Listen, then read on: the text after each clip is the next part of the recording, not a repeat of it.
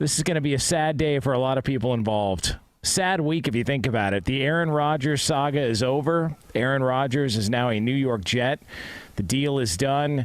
He's already practicing. Slow motion replays of him throwing routes to Alan Lazard at, Florsham Park or wherever they practice at? Florham Park? Whatever. Florham Park, yeah. It's actually one of the best facilities in the NFL. It's really not even fun to joke about. It's so nice. Yeah. So I'll be honest with you. I walked in there. I was like, whew. Place is beautiful. Different than Cleveland? Yeah. I'm never – well, first off, their indoor is actually 100 yards. You know, the Browns indoor when I was there wasn't 100 yards. Really? No, it's like 60. I don't know. They had room for it. They just chose not to do a 100-yard indoor field. Huh. Interesting. But Aaron Rodgers is there. Well, the other big story in the NFL that we're going to wave bye-bye to is the Lamar Jackson speculation on whether or not he's going to be a Baltimore Raven because the deal is done. The deal is done. It's a 5-year deal worth $260 million, $185 million of it guaranteed. The annual salary. Now, what the guarantees look like, Brady T. Quinn is our financial advisor when it comes to NFL contracts. He can break all that stuff down. But annually, he does get just a tad more than Jalen Hurts at $52 million a year. So Lamar Jackson is staying in Baltimore. And in fact, Lamar Jackson took to social media and talked about the new contract with the Ravens. You know, for the last few months, there's been a lot of he say, she say, a lot of nail biting, a lot of head scratching going on. But for the next 5 years, it's a lot of flock going on. Let's go, baby. Let's go, man. Can't wait to get there. Can't wait to be there. Can't wait to light a M&T for the next 5 years, man. Let's get it. It's a sad time. A lot of takes died yesterday. A lot of sports radio takes died yesterday when Lamar Jackson put pen to paper. Yeah, they don't have as many opportunities. Here's the thing I'm always saying about contracts is you can't react to them too fast. They're always put out there by agents, and you don't necessarily know all the details until you see the contract when it's actually filed. And the contract that motivated, I think, Lamar and Baltimore to get this done is the Jalen Hurts contract.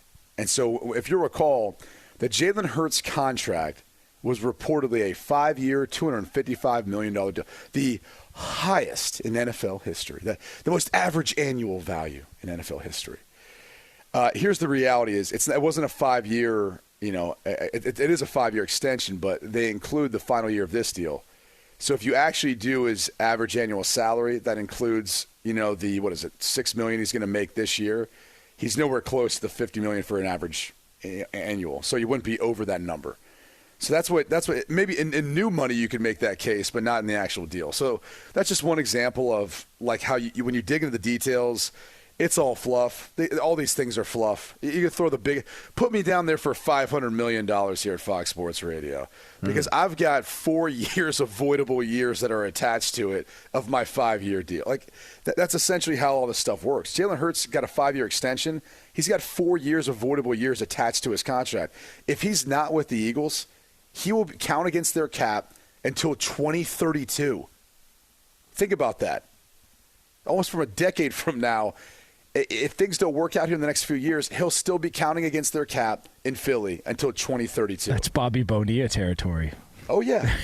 It's literally a 5-year extension. So starting after this year with 4 years attached on top of that. But that doesn't get reported. So when you want to know how they make it work, that's how they make it work. But here's what I'll say. Lamar got his deal he feels comfortable with. I'm still waiting on some more of the details because even the total guarantee, which surpassed Jalen Hurts, we don't know when he gets that and how he gets it. I think it's about reportedly $6 or $7 million more. And the irony to the $6 or $7 million more he gets over Jalen Hurts is probably the high-end amount he would have ended up paying to an agent. Now, I still think he had an attorney or a manager or someone else that he's working with to help him look through the contract. Okay? Everyone who thinks he does this without an agent, come on. Like, there's no one who would mess with this much money and not have someone look over the language of the contract. So I'm sure he's paying someone. But it's not the 3% or the 1% or whatever he would have been paying his agent. We just don't know what that number is, but that would have equated to about the $7 million that he got more than Jalen Hurts. So not only does he get that agent savings, but he also is able to get a little bit more than Hurts, which was the next watermark. But it's still not the fully guaranteed contract that he was talking about. And I don't know how different it is than the contract he was originally offered, which was obviously $133 million fully guaranteed at signing. And then I think it got up to about $179 million somewhere in the first 18 months to 24 months. So, look, I'm happy for Lamar Jackson. It's awesome. He deserves it. But until you see the details, it's kind of like, okay. But it's done. It is done. It's kind of like even if the details say something differently than what maybe the initial perceived idea of the contract is, it's done. And he was never going to find it. It felt like I always thought it was going to end up they were going to figure out a way to get a deal done. I mean, it got a little bit dicey there, and I don't think the way he handled it on social media and some of that other stuff was the best. Probably some regrettable movement there from him as far as some of that stuff goes, releasing the details of the contract that he was offered and all that. But fact of the matter is, everybody loves the guy. Nobody's going to love Lamar Jackson more than Baltimore does. That's why they traded up for him. It's why they've built everything around him. And it just feels like this was always the best spot for him. There was speculation about Miami and Atlanta and some of these other places out there. I don't know if you guys agree, but I think Baltimore was always the best spot for him. And for his career, this always seemed like it made the most sense moving forward. I think he knew that as well.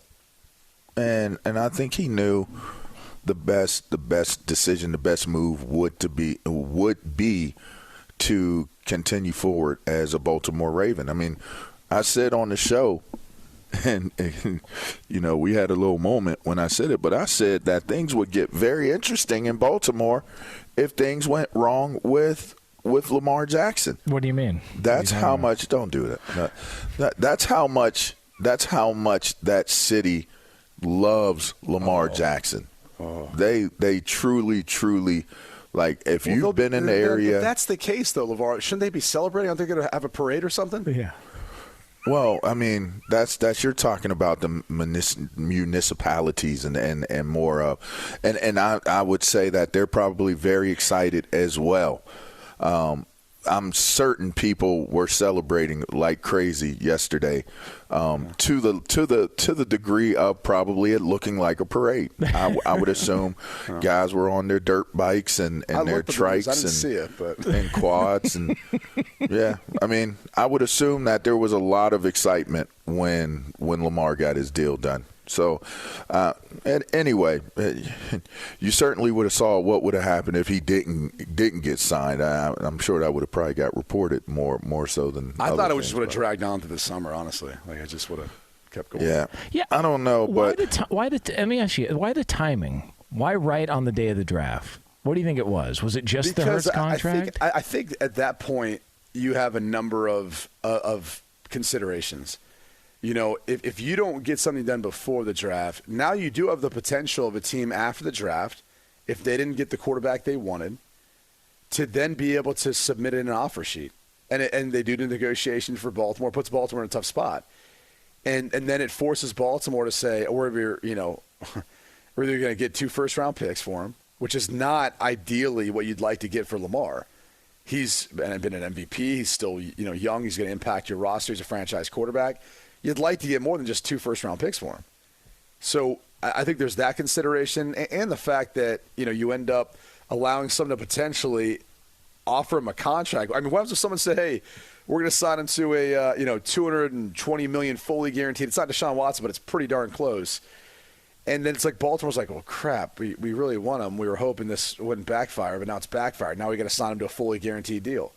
Like all those risks that you kind of run – you run that risk, I guess, if you end up taking it past the draft where an offer sheet becomes the next thing that teams would be looking to do. So I kind of view it as just one of those, markers within how this whole thing was going to play out before the season started. And then they go out and they draft Zay Flowers as well, too, first round. And where's he from? Boston College. Florida? Well, no. Yeah. Southern Florida, man. Both him and Lamar from really? South Florida. He is like a Hollywood Brown type of guy. Oh, yeah. That type of receiver. Game breaker. Yeah, so good day for Baltimore. It was a good day. It definitely was a win for Baltimore. So